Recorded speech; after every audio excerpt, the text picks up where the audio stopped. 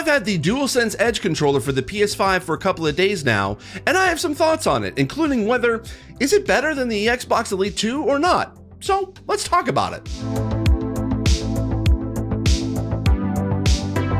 Hi, I'm Steve Saylor, an accessibility advocate and consultant in the video game industry, and I'm also blind. If you're wondering how I can play video games if I'm blind, check out the video here or click the link in the description down below. While you're down there, click the like and subscribe buttons to help keep this channel growing. I try to release videos regularly and every little click counts.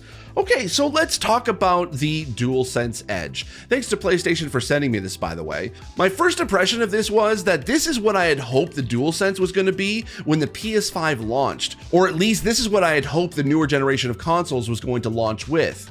I know they are expensive to make, but there are so many benefits to the player in these types of controllers that making it a more expensive product kind of locks players out of improving their gameplay experience.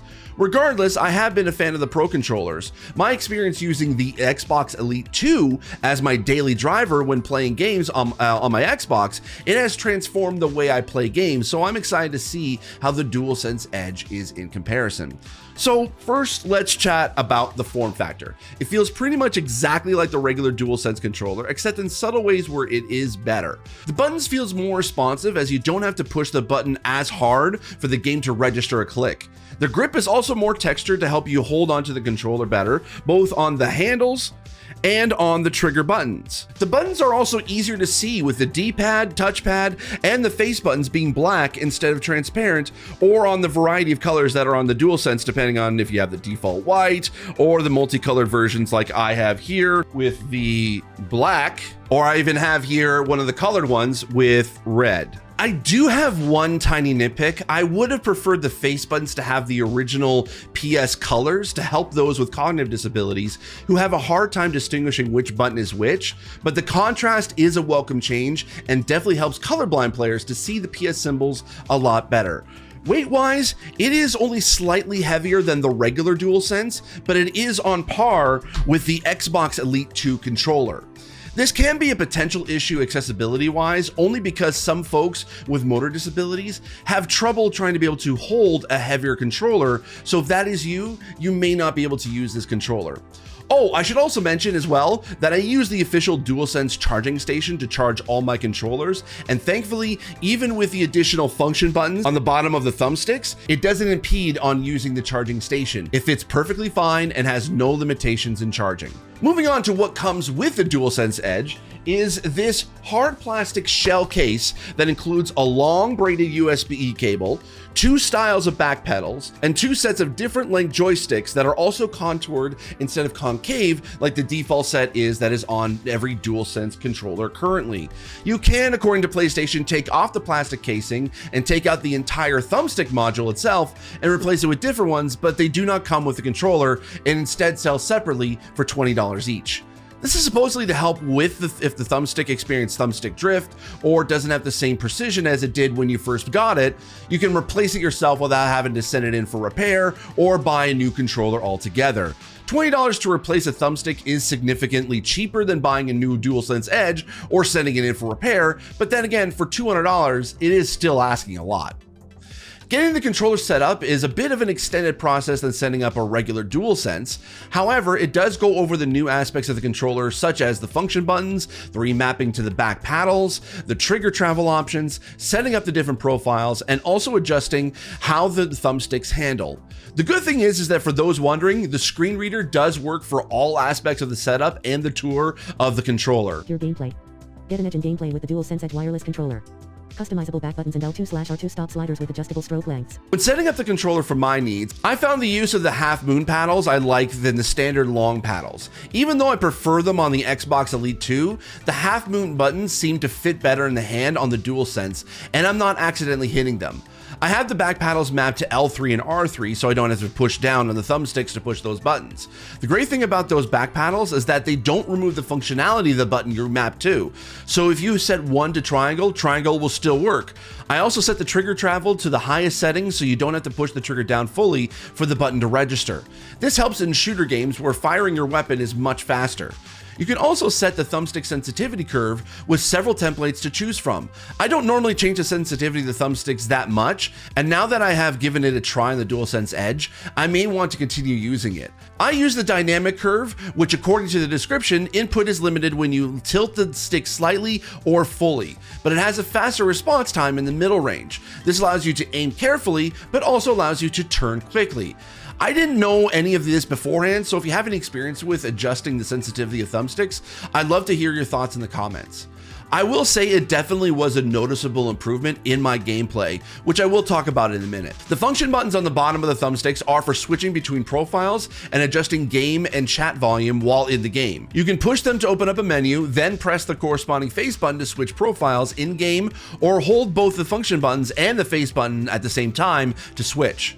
Or you can push the function button and up and down arrows on the D-pad to adjust the headphone volume, or left to right to adjust the game and chat volume balance. I had hoped that the function buttons could be remappable to add additional buttons for disabled players to map controls to, but sadly you can't. They are only designed for switching profiles and adjusting volume. I understand why that is, but it is disappointing. I've talked about this before, but for those wondering, the reason why additional buttons are helpful is that on a game that uses all the buttons on the controller, even if you can remap them in the game, all you're doing is swapping one button for another. For those who can't reach all the buttons of the controller, this doesn't help much. So the more additional buttons there are that aren't being used by default gives greater flexibility for the player to choose what's more comfortable for them. That's why some disabled players prefer a mouse and keyboard or prefer simple controls if offered because of the many buttons that are available to remap. Now granted, on the Dualsense Edge, the adding of the back paddles is a nice improvement and helps out, so not being able to remap the function buttons is not bad per se, it just would have been nice to have instead of a need to have. So let's talk gameplay. I tried this out on several games such as Destiny 2, The Last of Us Part 1, and Spider-Man Remastered on PC, and I will say, I did notice an improvement in my gameplay, especially in Destiny 2, which is the game I played the most and the most familiar with, so I can notice the subtle distinctions. In Destiny 2, I felt I was able to move quicker and able to be more precise with my aim. It's not like by a huge margin, mind you, but enough to be noticeable. I don't see myself dominating PvP because I have this, but it would help in allowing me to be more accurate than it was able to before. In other games like The Last of Us and Spider-Man, the controller provided quality of life updates more than noticeable gameplay improvements. The adjustments of the trigger travel and use of the back paddles alone were enough to make it more comfortable for me. I should mention that if you are liking the adaptive trigger functionality in some PS5 games, once you adjust the trigger travel, the adaptive trigger functionality doesn't work, so keep that in mind. I also don't know if I'm at the place yet where I want to create multiple different profiles for each game yet. However, knowing I have these options will help immensely once I figure out what would work best for me. For those wondering whether the full functionality will work on PC, as of this review, it does, sort of. If you are playing any game, it will work just like a regular Bluetooth or wired controller would. However, if you were playing a game like Spider-Man that has DualSense functionality, everything does work, but as of right now though, you can't adjust the remapping of the back paddles in that the current software version, at least in Steam, doesn't recognize those buttons to remap. PlayStation has said that with a developer update, the full functionality will unlock those features, but I did not have those updates prior to this review. However, if you have remapped them on a PS5, whatever you remap to on the current profile is saved on the Dualsense Edge itself. For example, because I remapped L3 and R3 on the PS5 to the back paddles, on Spider-Man for PC, those buttons work as L3 and R3. You just can't remap them. Now, comparing the Xbox Elite 2 and the DualSense Edge, I think they have pretty much the same functionality as each other. They weigh the same, you can set up multiple profiles, remapping, etc. The differences between them are the Elite 2 has the ability to have 4 back paddles, whereas the DualSense Edge only has 2. Also, you can't take out the thumbstick modules to replace them on the DualSense where you can't on the Elite 2. I also found that the grip is more grippier, if that makes sense, on the Elite 2 than on the Edge. And also, technically, the Edge has a share button, whereas the Elite 2 does not, as it does on the Xbox Series X and S controllers. Overall, I don't think one is better than the other. I'll leave to anyone who wants to dig into the hardware to tell whether the difference between the two is substantial, but they are pretty comparable in my own personal opinion and give their own respective console an elite performance that is an improvement over the controllers each console comes with. Overall, would I recommend this for accessibility? Yes, if any of those features can totally help you. I think the Dualsense Edge is a great controller and is replacing my current Dualsense as my daily driver on the PS5. It helps in ways that I've grown accustomed to, and it is an improvement over the regular Dualsense.